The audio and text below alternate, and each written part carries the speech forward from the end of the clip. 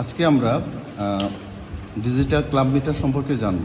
তো digital club metre সম্পর্কে জানার আগে আমাদের কিছু থিওরি আছে, থিওরি জানতে হবে। তারপর আমাদের পার্টগুলো কিভাবে নিতে হয়, কিভাবে পরিমাপ করতে হয়, কিভাবে এখানে মিটার রেঞ্জ কীভাবে সিলেক্ট করতে হয়, সেগুলো আমাদের জানতে হবে। তো আমরা একটু এটাকে জুম করে দেখাই। তো জুম আরও কাছে নেও, জুম করে। হ্যাঁ হ্যাঁ, ঠিক আছে। দেখেন, প্রথমে আমরা এখানে দেখতে পাচ্ছি অপশন অফ। এই যে দেখেন, এখানে একটা খাস কাটা আছে। এই খাস কাটা যেদিকে থাকবে সিলেক্টর ওই দিকেই বোঝাবে। তাহলে প্রথমে অফ আছে, তারপরে এখানে দেখেন 2000 কিলো ওমস। এখানে 2000 কিলো ওমস, এটা দিয়ে আমরা রেজিস্ট্যান্স পরিমাপ করতে পারবো। তারপর পরবর্তী যে চিহ্নটি দেওয়া আছে সেটা হচ্ছে এরকম আর এরকম। এটা হচ্ছে ডায়োডের চিহ্ন, আর এটা হচ্ছে কন্টিনিউটি টেস্ট, মানে আমরা এটাকে কন্টিনিউটি টেস্ট করতে পারি যে তারটা ভালো আছে কি না, খারাপ আছে কি না। তারপর পরেরটা হচ্ছে 600 ভোল্ট। পরেরটা 600 ভোল্ট, দেখেন এটা ডিসি। এরকম চিহ্ন দেওয়া মানে বুঝতে হবে এটা ডিসি ভোল্টেজ, অর্থাৎ ব্যাটারির ভোল্টেজ আমরা পরিমাপ করব। তারপরে 450 ভোল্ট এসি, তার মানে এখানে আমরা সর্বোচ্চ 450 ভোল্ট এসি ভোল্টেজ পরিমাপ করতে পারবো। তারপরে 400 এম্পিয়ার, আমাদের এখানে 400 এম্পিয়ার এসি, এরকম চিহ্ন দেওয়া মানে বুঝতে হবে এসি এম্পিয়ার। তারপরে আমাদের 200 এম্পিয়ার, তারপরে আমাদের 20 এম্পিয়ার। তো এটাকে আমরা আরও বিস্তারিতভাবে বোঝার জন্য আমরা এখানে একটা কিছু লিখেছি। দেখেন, এ লেখে তারপর যদি নিচে যদি এরকম থাকে বুঝতে হবে তাহলে এটা এসি এম্পিয়ার। তারপর বি লেখার পর যদি এরকম থাকে তাহলে বুঝতে হবে এটা ডিসি এম্পিয়ার। তারপর বি লেখার পর যদি এরকম থাকে তাহলে বুঝতে হবে এসি ভোল্ট, সরি এটা হচ্ছে ডিসি ভোল্ট, এটা হচ্ছে ডিসি ভোল্ট, আর এটা হচ্ছে এসি ভোল্ট। তারপর যদি এরকম ড্রয়িং থাকে তাহলে বুঝতে হবে ওমস, অর্থাৎ এটা দিয়ে রেজিস্ট্যান্স পরিমাপ করা যায়। তারপর যদি এরকম চিহ্ন থাকে তাহলে বুঝতে হবে এটা ডায়োড। তো এখন আমরা সর্বপ্রথম যে পরিমাপটা করে দেবো সেটা হচ্ছে রেজিস্ট্যান্স পরিমাপ করব। তো রেজিস্ট্যান্স পরিমাপ করার জন্য আমরা এইখানে আমরা একটি দেখতে পাচ্ছি, সেটা হচ্ছে ফিলামেন্ট বাল্ব। এই ফিলামেন্ট বাল্বের রেজিস্ট্যান্স কত আছে সেটা আমরা এখানে দেখব, ঠিক আছে। তো ফিলামেন্ট বাল্বের রেজিস্ট্যান্স কত আছে সেটা আমরা দেখব। তো সেটা পরিমাপ করার জন্য প্রথমে কী করতে হবে, আমাদের এখানে এই যে আমাদের সিলেক্ট করতে হবে। দেখেন, এই খাস কাটা আছে, খাস কাটার মধ্যে আমরা সিলেক্ট করলাম। সিলেক্ট করার পরে আমাদের কী করতে হবে, এই ফিলামেন্ট বাল্বে আমরা রেজিস্ট্যান্স পরিমাপ করব। তো রেজিস্ট্যান্স পরিমাপ করার জন্য আমরা এখানে দেখেন, আমরা মিটারের পার্ট দেখাই।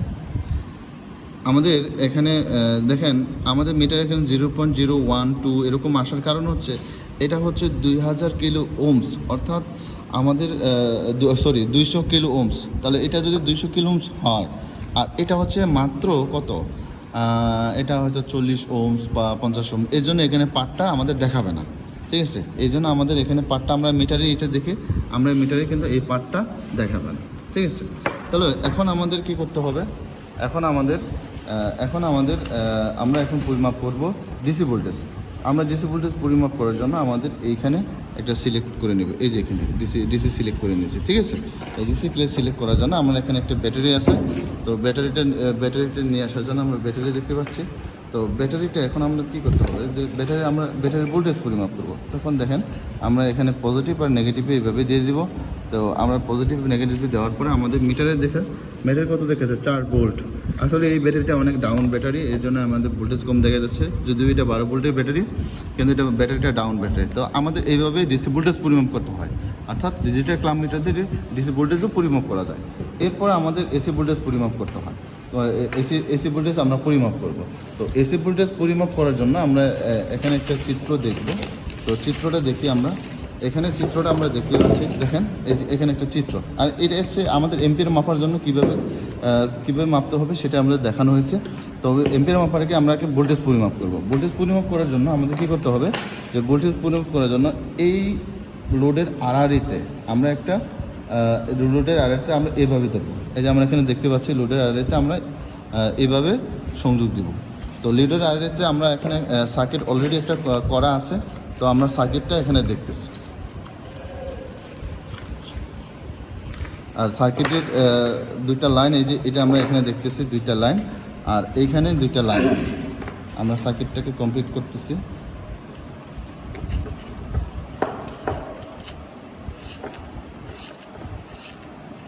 ঠিক আছে। তো এখন আমরা এখানে সিলেক্ট করব। কিসে আমরা সিলেক্ট করব, হচ্ছে এসি ভোল্ট। আমরা কিছু পরিমাপ করেছিলাম ডিসি ভোল্ট, এখন আমরা এসি ভোল্টে সিলেক্ট করেছি। এসি ভোল্টে সিলেক্ট করার পর আমরা এখানে সাপ্লাই দেব। সাপ্লাই দিব। এখানে ফিলামেন্ট বাল্ব জ্বলতেছে, আমরা সাপ্লাই দিলাম, তারপরে এখানে পরিমাপ করলাম। এখানে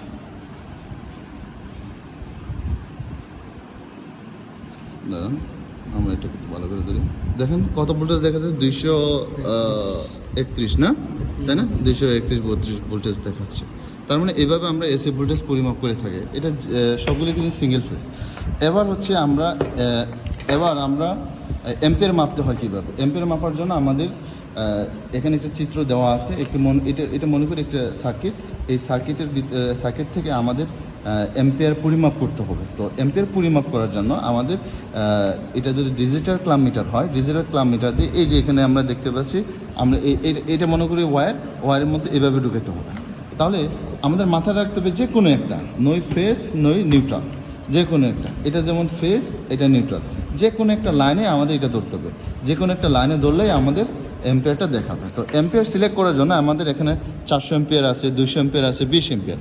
যেহেতু এটা একটা ছোট্ট একটা সার্কিট, তাহলে আমরা এটাকে অবশ্যই 20 এম্পিয়ারে রেখে আমরা এটাকে পরিমাপ করব। আমরা এটা দেখাই একটু, এটা আমরা 20 এম্পিয়ারে রেখে পরিমাপ করেছি, ঠিক আছে? 20 এম্পিয়ারে রেখে আমরা পরিমাপ করব। তো এখন কি করব আমরা? এখন আমরা একটা সার্কিট করলাম, সার্কিট করা আছে অলরেডি।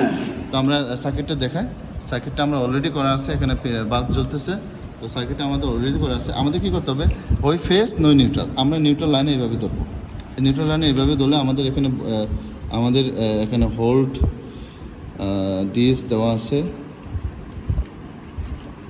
হোল্ডারটা চাপা আছে। আমাদের এখানে 0.24 এম্পিয়ার, ঠিক আছে? 0.24 এম্পিয়ার, অর্থাৎ আমরা এম্পিয়ার 20 এম্পিয়ারে সিলেক্ট করছি, দেখছেন? 20 এম্পিয়ারে। এটাকে আবার হোল্ড করা যায়। এই পাশে হোল্ড বাটন আছে, এই যেটা এই পাশে একটা হোল্ড বাটন আছে। তো এইভাবে আমরা এম্পিয়ার পরিমাপ করতে পারি। তারপর আমরা যদি এখন ফেজে দেখব, ফেজেও আমরা এম্পিয়ার পরিমাপ করি, দেখছেন? এখানে 0.2 এম্পিয়ার। মানে এখানে মনে রাখতে হবে সার্কিটের মধ্যে যে কোনো একটা লাইন, নয় ফেজ নয় নিউট্রাল। আমরা যদি ফেজ নিউট্রাল একসাথে নিই তাহলে কী হবে? দেখেন, ফেজ নিউট্রাল নিলে পার্টটা আমাদের 00 আসবে। এখানে 0.01 আসছে, এটা মিটার এরর। আমরা পার্টটা আমাদের 00 আসবে, ঠিক আছে? 0.00। এই দেখেন মাঝে মাঝে 0 দেখাচ্ছে এখানে, ঠিক আছে? তো এইভাবে আমাদের ডিজিটাল ক্লাম মিটার দিয়ে আমাদের কারেন্ট, ভোল্টেজ, এম্পিয়ার এবং রেজিস্ট্যান্স পরিমাপ করা যায়। এখানে আরেকটা জিনিস দেখানো হয় না, সেটা হচ্ছে কন্টিনিউটি টেস্ট কীভাবে করতে হয়। দেখেন, কন্টিনিউটি টেস্ট করার সময় এখানে শব্দ হবে এরকম। আমরা এখানে শব্দ শুনতে পাচ্ছি কিনা?